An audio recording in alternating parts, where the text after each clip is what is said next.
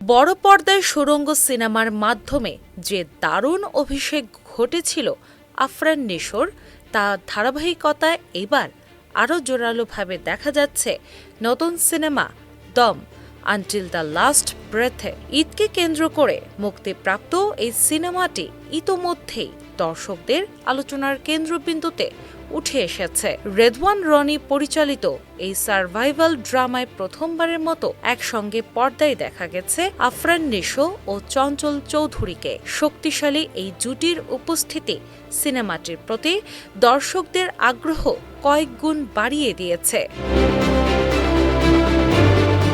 সিনেমাটিতে শাহজাহান ইসলাম নূর চরিত্রে নিশো একেবারে ভিন্ন রূপে হাজির হয়েছেন। কাজাখস্তানের তীব্র শীতল পরিবেশ থেকে শুরু করে বাংলাদেশের পাবনার মাটির পথ, একজন সাধারণ মানুষের অসাধারণ বেঁচে থাকার সংগ্রাম তিনি তুলে ধরেছেন নিখুঁতভাবে। চরিত্রটির ভেতরের যন্ত্রণা, টিকে থাকার তীব্র আকাঙ্ক্ষা এবং মানসিক লড়াই দর্শকদের আবেগতাড়িত করছে। তবে শুধু সিনেমার গল্প বা অভিনয় নয়, এর বাইরেও আলোচনার বড় একটি কারণ হয়ে উঠেছে একটি প্রেস কনফারেন্সের মুহূর্ত। সেখানে সহশিল্পী পূজা চেরিকে নিয়ে